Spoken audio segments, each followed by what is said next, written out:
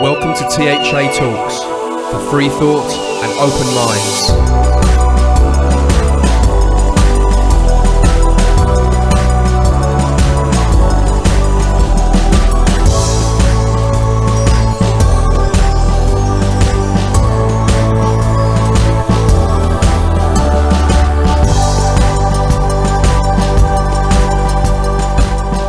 Hello people, coming to you from London, UK and out to the universe. I'm Paul Obitelli and this is edition 52 of THA Talks, brought to you by Theo Humanist Arts. Here at THA Talks we bring you weekly shows and all the best interviews we can get our sticky mitts on. Just go to www.thatalks.com to listen to or to download all our free content. Our talks include news, conspiracies, spirituality, the occult, science, history, art, philosophy, religion and much more. If you'd like to get hold of us and send us any of your thoughts or ideas for the show, maybe a request for a potential guest, you can do so by emailing info@thatalks.com. Again, that's info@thatalks.com. Also, if you're enjoying what we're doing here, you can subscribe using our RSS feed or through various podcast directories like iTunes, Stitcher. You can visit our website for more details on that. Okay, well, I'd like to thank you, all those that have been sending in emails and requests. We're getting lots and lots of those coming in now, which is really great. I've been so rushed around these last few days, I haven't had a chance to gather them all together. I want to sort of mention you guys and give you shout outs on here and stuff, so I will get round to doing that, and we're certainly chasing up all the guests that you've put forward to us, so we do appreciate that. Anyway, coming to us from the other side of London is a surge from that dramaturge, David Parry.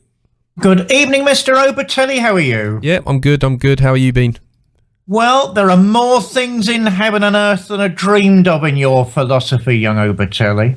As we learnt at Paracon UK over the last weekend, I'd like to send my express wishes to young Cano, who is becoming a good friend of mine, Johan, who of course we spent some time with. Came all the way from Norway, didn't he?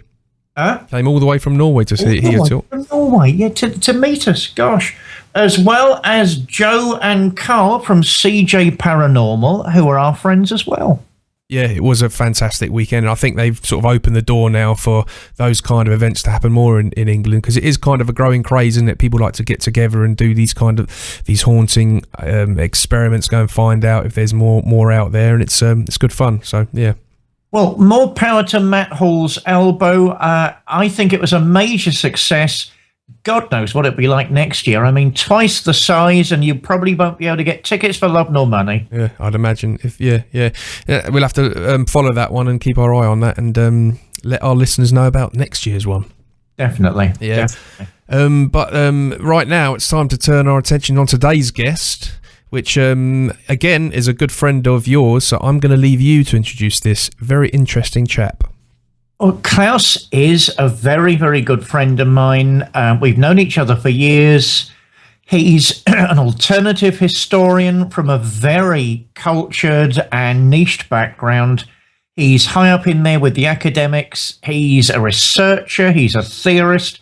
He's also the sort of guy that actually goes to places on digs and unearths artifacts of all shapes and sizes that cause problems. Well, let's get to it.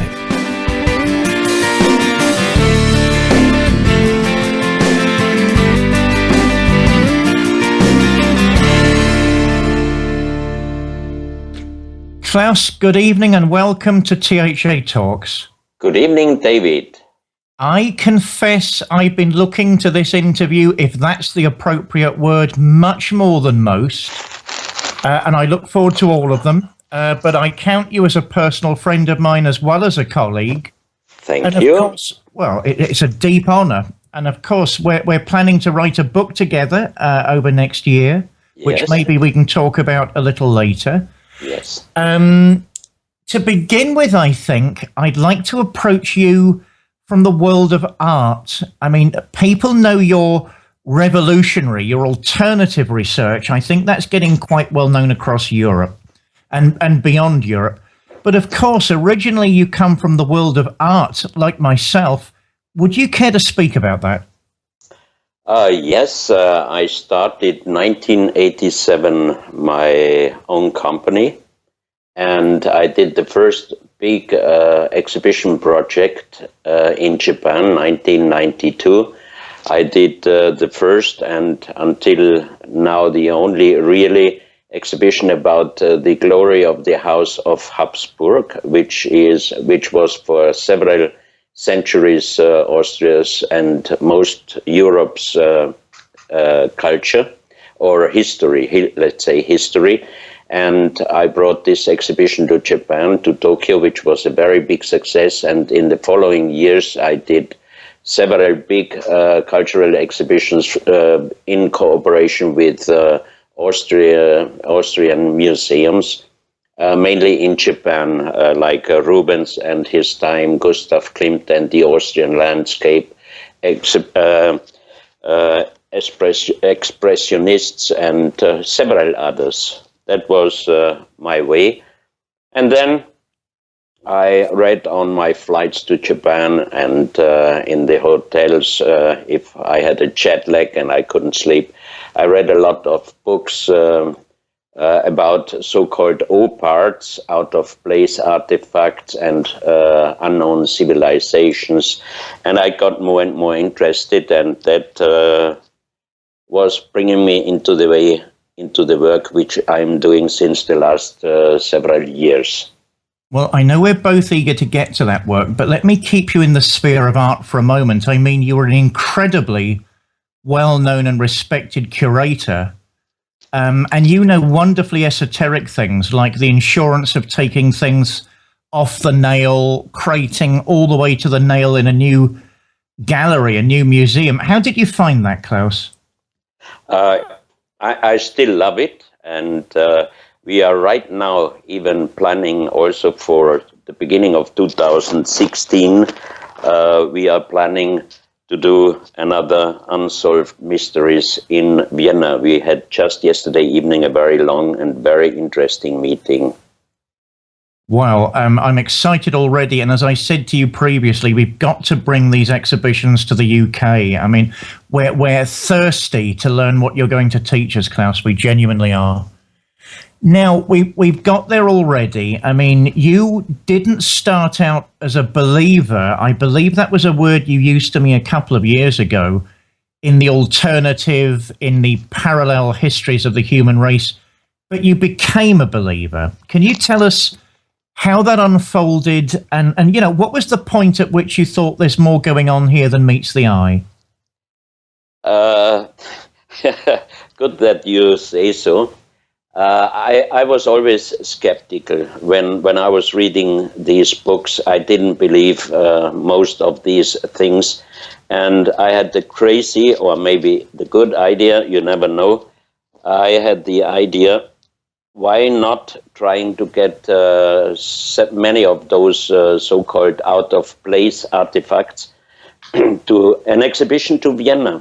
And with a very good friend of mine, we started researching 1997, 1998, and finally, 2001, in June, we could show 470 very strange artifacts from all over the world. And while these researches, I got more and more surprised, because I found out that many or most of these unexplainable artifacts, they do have a very strange and unknown history. And this is still the research going on until now, and even the next several years, hopefully. In what way did you feel they didn't fit into accepted theories, Klaus? Because they were presented in some of the museum as morphological artifacts or ceremonial artifacts, but no further explanation of what ceremony for what was they used. So really unexplainable, or also other things which even today we cannot make with our high technology the same artifacts from the same material. So I started really getting more and more interested in these things. And still, there is so much out there we have to learn. And I also found out, studying these old pieces, and their most probably history, you can learn a lot from the past. And this is very important, I think, even or especially for our generation and the next generation. We should consider about our life, what we do, how we live. There is a lot to learn, and most probably that I found out, in my opinion, that several times we had global catastrophes on Earth which destroyed nearly the whole population. And if something like this happens, the whole culture which existed immediately stops, and for many, many generations, the people who survive a global catastrophe, they just have to fight to survive, to find some food and to feed their families. So even in the old traditions, and that's another very important point, I think most of the legends or the mythology, in my opinion, has a very big percentage of reality. And this is interesting to find out these realities.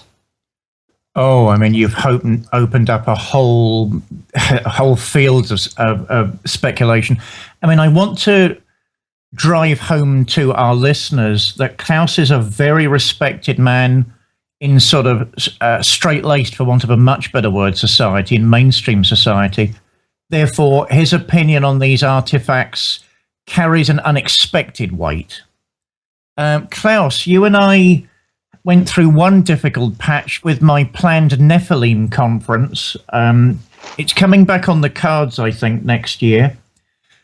Nephilim, giants, world civilizations. I seem to recall with you, we've discussed many previous global civilizations and remnants of their technologies, leftovers of their belief systems.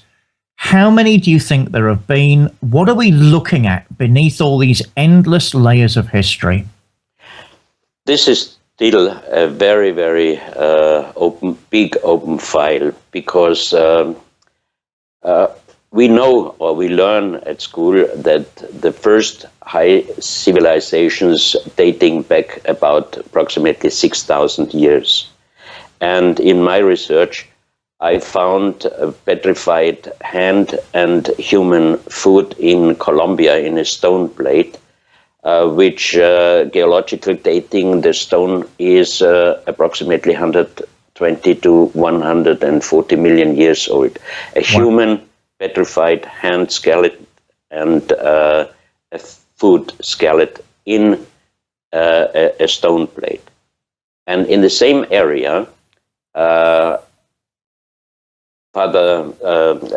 priest, a Colombian priest, unfortunately 3 months ago he passed away with the age of 94 years.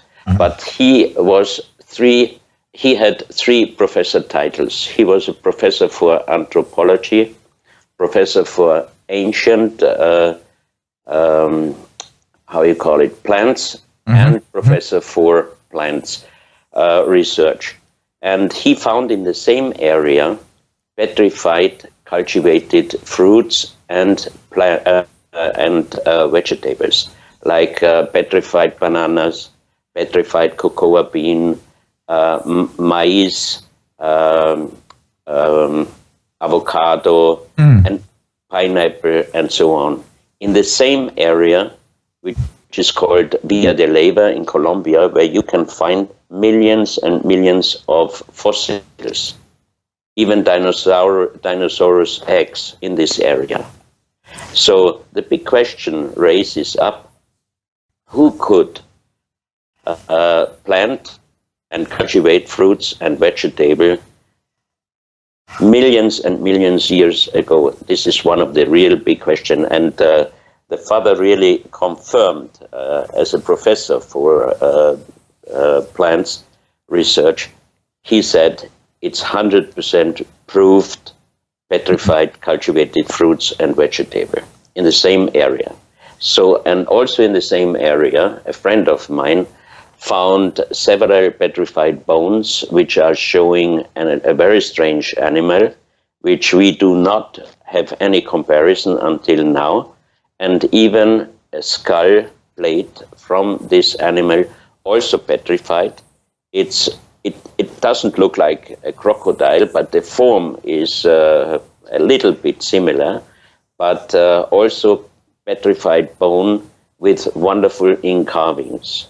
So really very, very old. And you might have read the book from Michael Cremo, Forbidden Archaeology. He also researched and found many things which should not really exist in coal formation, like one iron pot in United States was found 1948 when a big coal block was broken.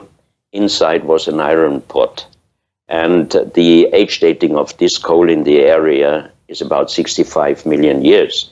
That means who could have made an iron pot when even the dinosaurs existed? Or the other question is, does it really take that long to get coal, or did dinosaurs really died out about 65 million years ago? That's even until now, I think, a very big unanswered thing. Absolutely fascinating. Let me deal with mainstream scholars, because you and I are also part of that world. Why do you think they're resistant to this type of information? I mean, if I talk to them, there's no real prejudice against this type of work, but they don't know how to place it. And of course, it all comes down to funding. You know, nobody wants to fund this type of work. What's your reading of their recalcitrance with this, Klaus? Why do you think they hold back?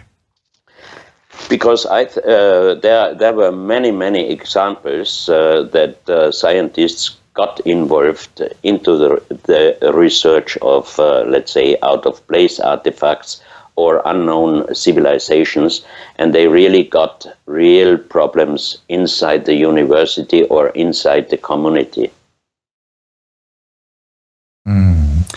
That's a major problem. That is a major problem. But in these days, what I found out in the last 15, 18 years, that time is changing, and many scientists are getting now more open to discuss, more open to be willing to research some of these pieces. So I think also if you just watch television, 15 years ago, you wouldn't have seen any documentation showing some of these artifacts. Now in these days, it's really booming, which helps also all my colleagues and myself to do more research and to get more help from scientists. It's fantastic. I love it.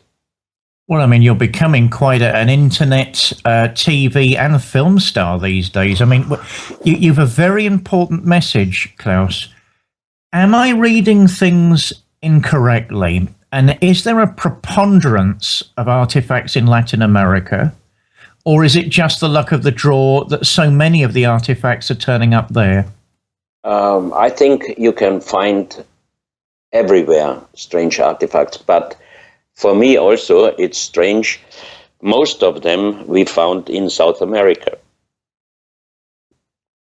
I mean, is there do you think there's an explanation for that? There were some researchers a long time ago. For example, Colonel James Churchward. He was studying most of his life the so-called sunken continents Mu and Atlantis. And there's one collection, one private collection in Ecuador, which is for me one of the really most interesting one. 1984. There was a British mining company, gold mining there in this area, and the engineer in charge, Engineer Sotomayor, he was finding in a open tunnel, while they were digging, they found a tunnel, and inside the tunnel there were over 300 artifacts which still until today do not fit any known existing pre-Columbian culture. And some of the pieces, like there is one about 700-pound heavy granite stone, and on this stone you have an incarving of the world map. And you can see in the Pacific Ocean one continent which does not exist in this form today. And also in the Atlantic Ocean you have also one continent which could be the mysterious continent Atlantis. And Churchward was always saying that when Mu was sinking through a big catastrophe, surviving people came to South America, North America, Central America, and on the other side to North Africa, and even up to Spain and France. So I think in my research there is a big reality in his talks. Very interesting. Have you read Velikovsky or Madame Blavatsky? Oh yeah, oh yeah. What would you care to give an opinion of their works? To read all the books from Blavatsky is really difficult. Yeah. If you read a few pages, because I have them only in English, and as you know, I'm not perfect in English. It's very hard to follow Blavatsky, her books, but you can read 5, 6, 7 pages, but then your head is full. And Velikovsky, I think he was right about the global catastrophes. I think he was really right. I've got to get back to that terrible subject. Giants, there were giants in those days, mighty men of renown. Now, you told me, and of course, if you don't want to go into this for a number of reasons, you don't have to. Were there giants? And I remember you talking about unearthing giant skeletons. Would you care to explore that with us, Klaus? Yes. We did a lot of research on giants after 2003. 2001, when I had the exhibition in Vienna, Unsolved Mysteries, I received an email from Professor Wayne Deloria, and he asked me, he heard about the exhibition, and he asked me for a catalog. And that was very busy at that time, and after the exhibition I checked all the emails, and I really felt sorry not having sent him the catalog, and immediately I sent him one, but I had it only in German, so we had to do partly the translation, and I sent him this catalog, and then I received a wonderful email from him. So I thought I have to check out if I find something on internet about Wayne Deloria Jr. And I was really shocked because I found out that he was the most famous North American Lakota Sioux. And he was a professor at the university, and he also was with initiator of the march to Washington in 1976. He took care of the rights of the indigenous North American people against the government. And later on, 2003, he invited me to a special meeting with 15 elders of the big North American tribes. And the theme of this 3 days meeting was giants and little people. And they were talking about their history, their informations from their ancestors about giants and little people. And from that moment on, very strange, but I got by myself more and more informations about giants. And a few years later, I saw on a Brazilian website a story about a priest, Father Carlos Vaca. Very interesting. Yeah. Loca. that he found broken human bones from a human giant with a size of 7.6 meters. And I don't know why, but I felt there is some reality on this story. Yeah. And it took me a long time. I was several times in Ecuador on research trips, and one day I went down to Loja, and I found out that Father Carlos Vaca passed away exactly 1 month before I arrived there.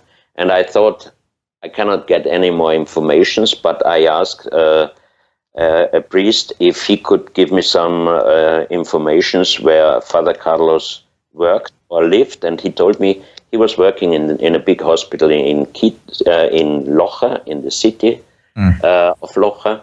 And I went there, and an old guardman asked me what I would like to do. And I said, I'm searching for Father Carlos Vaca. And funny enough, or coincidentally, he turned around, and there were about 50 taxis outside the hospital. And he said, look, the first taxi driver, he brought Father Carlos Vaca every time after work back home.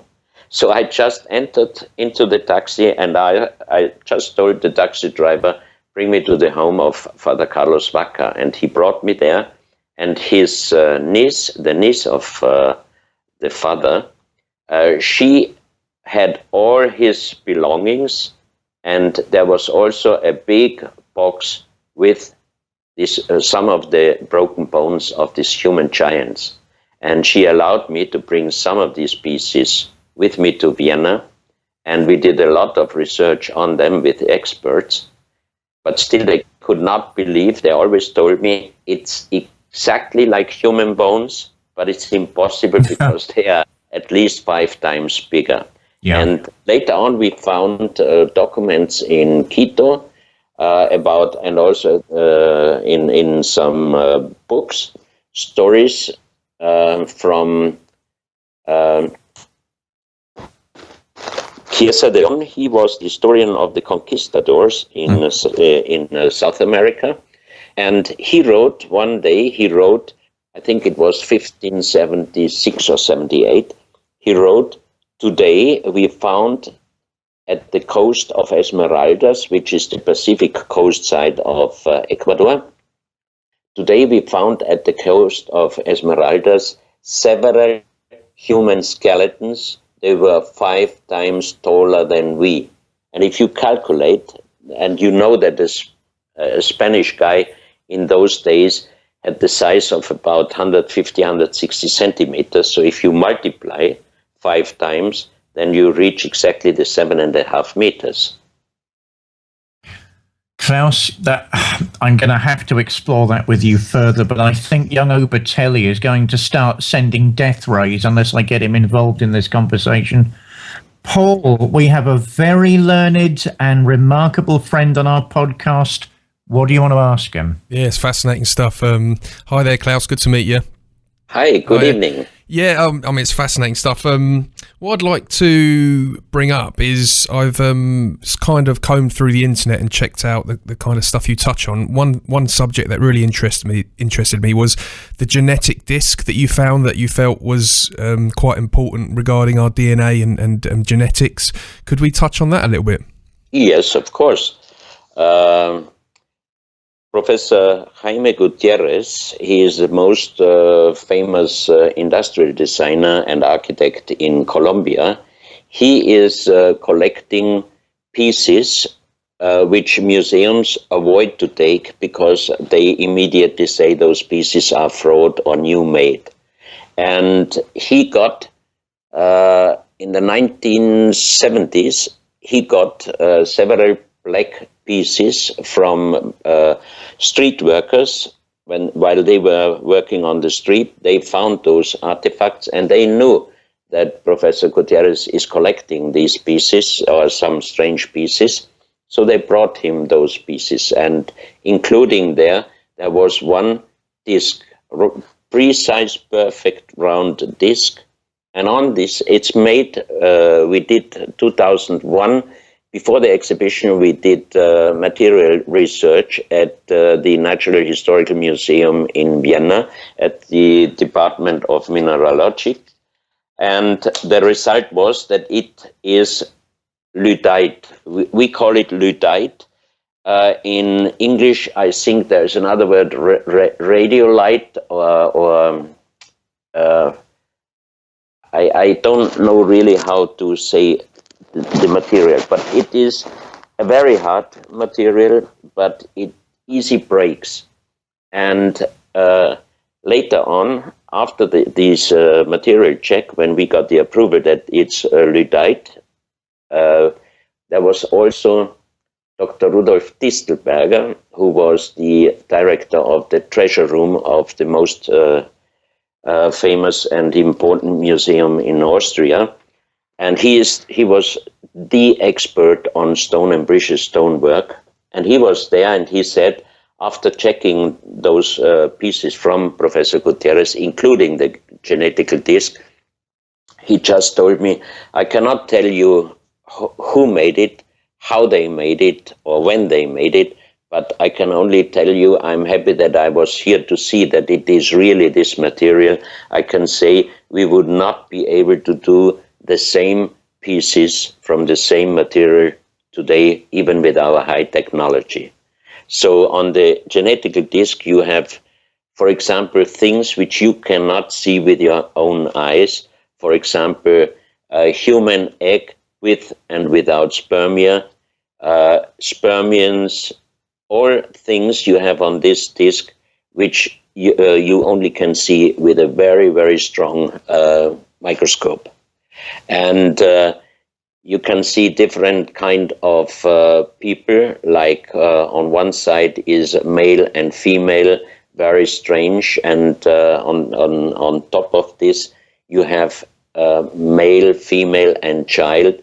But the disc is so precise and perfect done that I'm wondering why this master who did this disc showed people with such strange heads.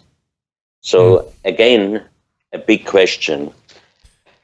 So this is basically implying that these people, whoever they were back then, had some kind of knowledge on like how we are created in the female body, basically, like the egg and that kind of stuff. So yes. have you managed to research any idea of how is there a, in commas, like a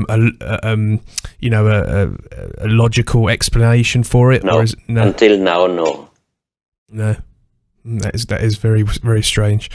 So does that tie into, obviously, there's been some really influential films in the past, like A Space Odyssey from Stanley Kubrick, who is in that film. There's kind of implications that the monolith came down and somehow we were kind of tampered with a little bit or influenced by something from another place. Do you think that that's what this implies, that perhaps at some point in time there has been an intelligence that's come down and taught us things or changed us? Frankly speaking, until 3 years ago, I was always the one who said, as long as I don't have the approval of such things, I wouldn't even talk about it. And I prefer to talk about unknown, existed high civilizations. But 3 years ago, I received from Mexico some photos from artifacts where you could see so-called UFOs, and you could even see very strange people, or let's say kind like extraterrestrials. And at the first moment I thought they were so good, these pieces, that I personally thought this is new done, this is completely a fraud, somebody wants to cheat me. And then I wrote very politely back, very interesting photos, if they have more about it. And it was a lady, and I'm still in contact with her. And why she sent me those photos. And then we had a phone call on Skype. We talked together, and I asked her this, and she said, I checked many years, and I checked many interviews, and I have the feeling that you are a serious researcher, and that's why I sent you these pictures. Then I said, I'm happy you think so, but to do a research on it, I would need even more, and even some of these pieces doing a check in Vienna. And finally, in the following years until now, I received over 800 photos, and the lady told me that all these artifacts a farmer found on his ground, and 3,000 pieces in a tunnel. And the pieces are from small size up to even 50 centimeters. And 2,500 pieces are made out of stone, and 500 pieces are molded with a very special material. So just to do 500 pieces, every piece you want to do, you have to be a really good artist. You have to make a negative form, you have to make a molding form, and then you have to mold it.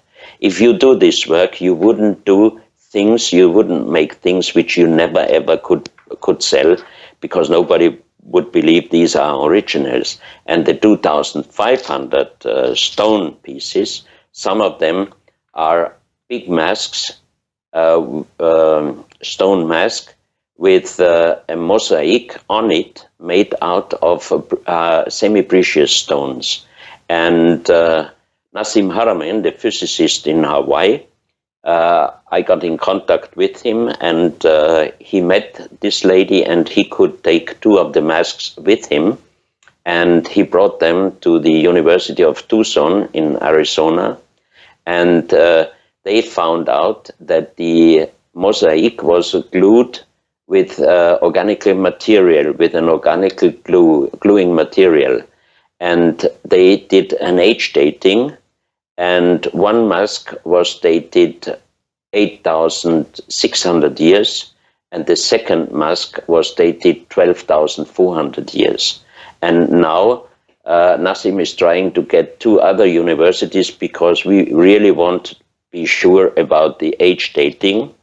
And many of the pieces have even precious stone and gold inlays. So the farmer is afraid to make this public in Mexico, because he is afraid that the government might take his land to do further research. And hopefully in a few months I can visit him and I can see all the pieces by myself, but I'm quite sure that those pieces are real.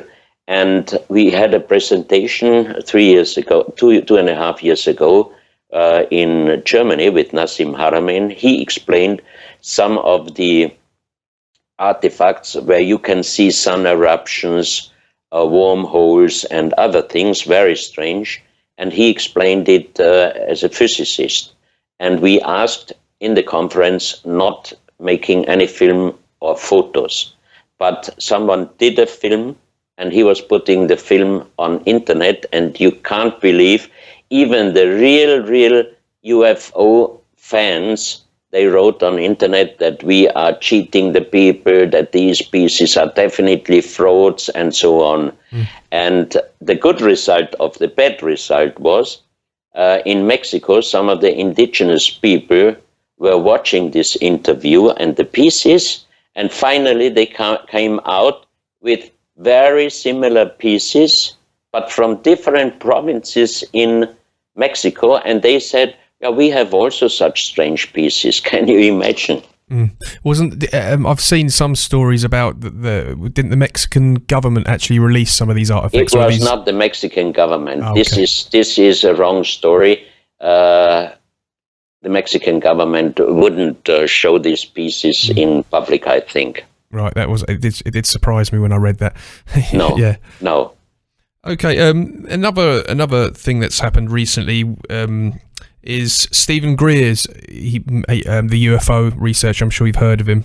Yes, yes. I met him 2009 in a conference in Barcelona. Okay, yeah, I mean, he created that big movie, and it had that little creature which looked incredibly strange. I mean, it still does, and they had tests on it, and they felt it was human, which a lot of people felt that solved the mystery. But you're left with a 7-inch human that's meant to be about 7 years old that looks like an alien. What's your views on that? What do you think of that one? Yeah, he was presenting it last year as the big sensation. He shows first time a real alien to the public. He is wrong, because we had this little being already 2005 in Austria and Germany, and we did tests on it. And I asked the expert on archaeological DNA to do a DNA, but he said to do a serious DNA on this little being, he has to break out a piece of it. And of course I refused, and I said, no, I'm not willing to do this. And I had a famous professor for anatomy from the university also checking this little being. And finally he told me, it is definitely not a fetus, an unborn child, because the bone structure is too perfect already. And after checking, he said it has only 10 ribs instead of us. We have 12 ribs. And he found even very, very little tiny teeth. So he said, finally, after checking carefully for about 2 hours, he said, I think this is a child in the age between 4 and 6 years. And 2 months later, I got a TV documentation from Russia that an old lady found a little human being with 28 centimeters in the woods, and he thought this is a child, and she was living alone in the wood. So she brought this human being back to her home, and when she was shopping in the village, she broke down, and they brought her to the hospital. And after she waked up, she said, I have to leave, I have to go back home to my baby, because she was already age debile. And the doctors didn't allow her to go, so she started crying, shouting. They brought her to the psychological department, and when she stayed there for a few days, a nurse was thinking there is something on with this lady, and she called the police. And the police went to her house, and when they came into her house, they found a 28-centimeter human being, which looked very similar with the one Stephen Greer showed on his film, which was found in Chile, in the Atacama Desert. And so the professor of anatomy was right when he said the little being is a child in the age between 4 and 6 years. And what did Stephen Greer find out? They found out in the university on the DNA that 98% of the DNA is from a South American human. So to talk about an alien with only 2% missing DNA information, I think this is not really serious. Yeah, very interesting. David? Well, I mean, Klaus has to. I really hope he'll come back on the show at some point, because conversation could go on and on and on in so many areas. I don't want to talk about little people, because I think big people are on my mind at the moment.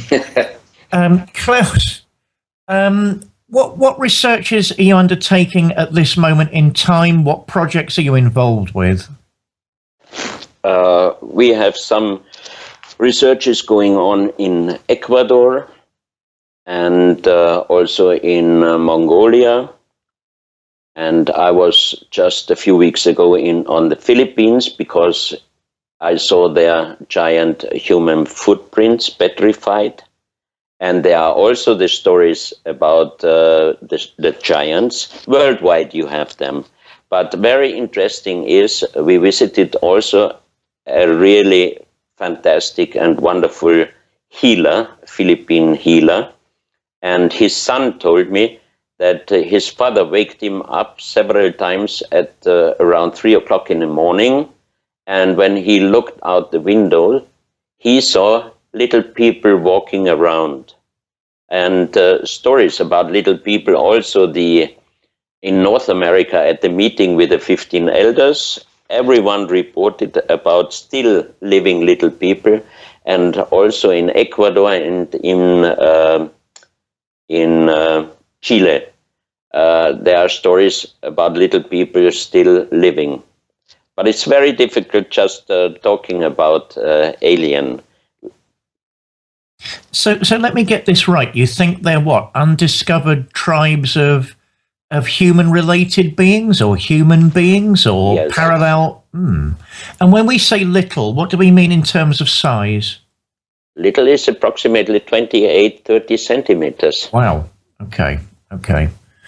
Klaus, you did some work a couple of years back, or maybe you're still doing it now, with black light and gold. I mean, I remember you telling me about troubles getting through customs with just ordinary tubes of water because the mineral content was too high. This water is from Ecuador, and the well is exactly there where over 300 artifacts were found, like the world stone map, which I talked at the beginning.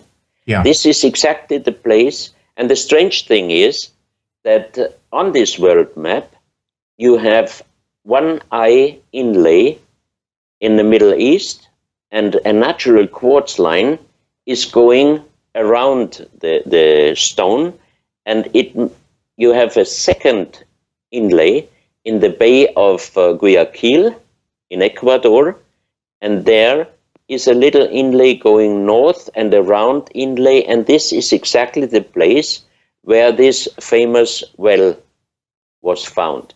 And I was there 2003, and I brought 10 1.5 liter bottles, plastic bottles with this water in a carton box with me to Austria to do further check on it. So when I checked the luggage in Guayaquil airport, after a few minutes, my name was announced and I had to go in a special room. And when I entered this room, there was only a scanner inside and my suitcase and the carton box, surrounded by 15 soldiers and policemen with guns. And an Interpol officer came to me and he asked me if this is my luggage. I said yes. He said, what is inside this carton box? I said, 10 1.5 liter bottles, plastic bottles with water from an Ecuadorian well. He said, open it. And I thought, oh, I didn't pack it. I thought, hopefully nobody was putting me something dangerous inside the box. Yeah. So when I opened the box, I took out the 10 bottles and nothing was inside. Phew, I said, water from Ecuador. He said, put it back. So I put it back. He took the carton box and he sent it 3 times through the scanner. And after that, he made a telephone call. And the doctor came after a few minutes and he took samples from several bottles. And he went away. And after 30 minutes, he came back and he was talking with the Interpol officer. The Interpol officer made another 3-4 scans of the carton box, and then I could go. And when we arrived in Vienna, I forgot about this, and I tried to get out at the gate, nothing to declare. And left side, right side, 2 private custom officers asked me to come with them. So I had to go again to another room with a scanner, and the one officer asked me what I did, where you come from. I said, in Ecuador. What did you do there? I said, I was researching for an exhibition. He said, what exhibition? I said, I did 2001, the exhibition Unsolved Mysteries in Vienna. The second officer said, wow, you did this exhibition? I said, yeah, why? He said, because I visited it 2 times with my wife, great exhibition. Did you find something this time? And I said, yes, I found bones of a giant, of a human giant. No?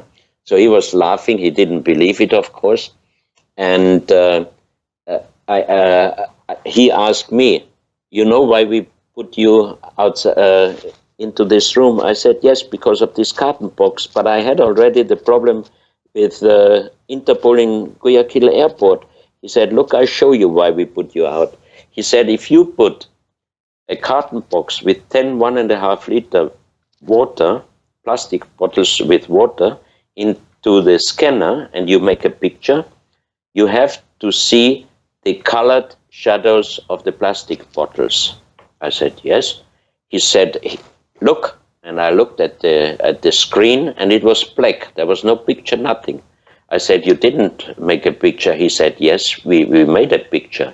But we were wondering why there is no picture coming. What is inside the box? I said, just water from Ecuador. And later on, we did several analyses and we found out that this well water has gold and silver colloidal in nano microscopical form, which means when you drink this water, the colloidal can go immediately into your cells, and this water has 1.5 million POV, meaning natural energy, and that might have disturbed the scan. Klaus, gosh, I think we're beginning. You know what I think of that story. That's incredible. Paul, I think we're beginning to come to the end of the interview. Anything last from you? Just like to cover one thing. I mean, you get a lot of researchers out there, your David Icks and people like that believe that currently the elites of the world are carrying sort of some sort of genetic line from perhaps like ancient aliens and so on. And to an extent, I think I personally I believe it to an extent. You know, I think there's a lot of dodgy conspiracies out there, but I think the bloodline thing is quite realistic in my opinion. What are your views on that? No, I don't think so.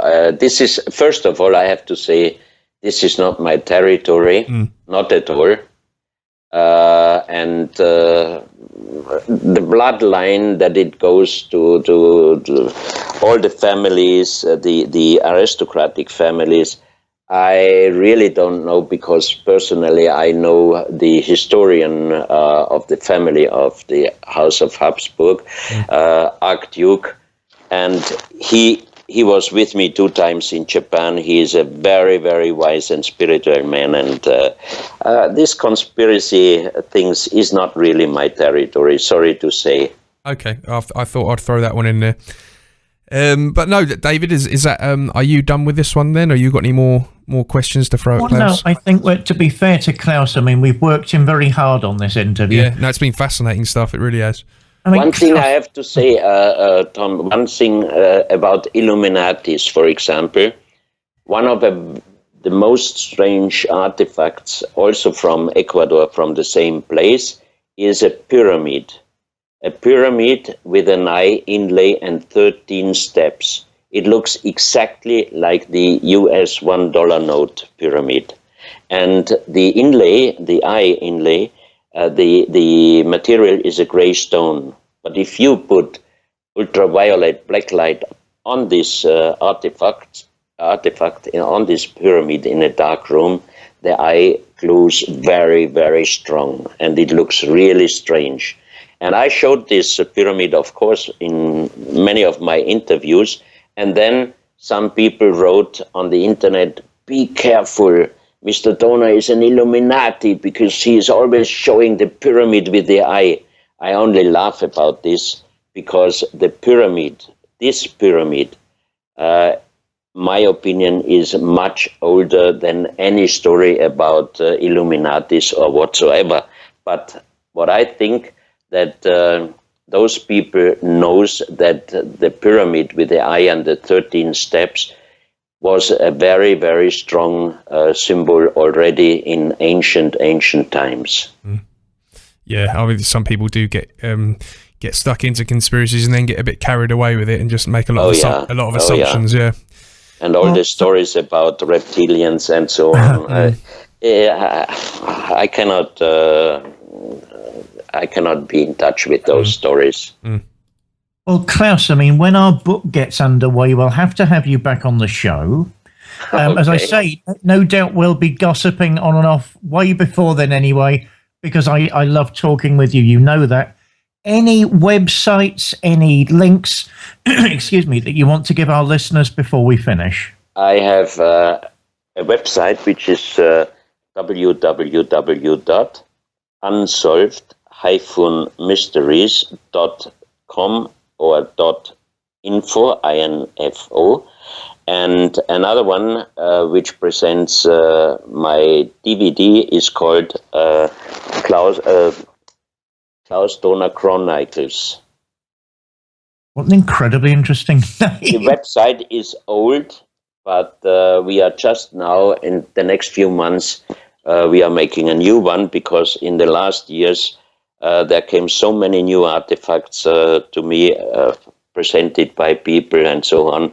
So I have to do something. But you know, David, if you are preferring to study things and going around and researching, you don't have enough time to do all this paperwork and internet work. So I'm sorry for your listeners, but I do my best. Klaus, there are only 24 hours in the day, and we both suffer from that. Thank you very much for being on our interview. Have a really great week, and we'll speak again soon. Sorry for my bad English. I hope everybody could understand me. Not at all. It was great. That was fine, and it would be great to have you back on the show. And obviously, when you and David start to write your book together, that would be great to cover that and to find out all the details and stuff on that. So it's been a pleasure, and we hope to have you on again. It was a great pleasure for me, and I wish you a wonderful evening. Thank you very much.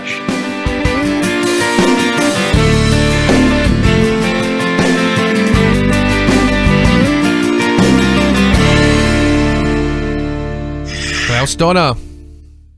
An incredibly interesting man, and I'm not just biased because he's a close personal friend of mine. You might be a bit biased, but you're also right. I thought that was really very interesting. So.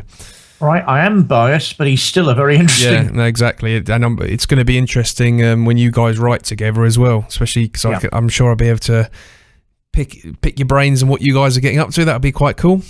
Well, I think we're presenting the material in a different way. I mean, Klaus and I are aiming to present a completely alternative view of history through artifacts. And I don't think anyone's done it that way before. And he obviously doesn't share the view of a lot of conspiracies out there that it's the bloodline through this and that, and so that's the perspective he's coming from, which is interesting. Obviously, he's coming from a very well researched point of view, and which makes what he goes into very interesting, because a lot of the stuff all the stuff he talks about can obviously be researched and checked out. So.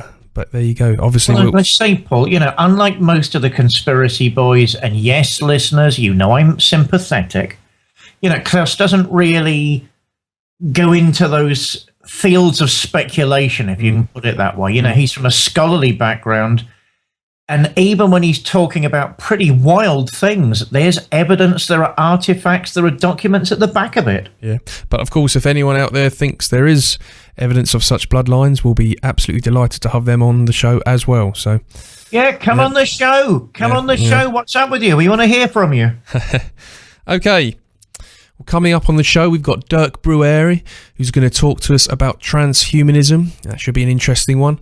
Also, the return of Marcus Allen to talk to us about that Cold War discussion we talked about on his previous moon landings chat we had with him. So again, that's going to be a good, interesting show. And also Peter Robbins coming on to talk to us about the Rendlesham Forest UFO incident, which is one of the hottest incidents that we can talk about on UFOs. So even though I've seen a UFO, as I confessed at Paracon UK, which was a very great success. Well done, Matt Hall.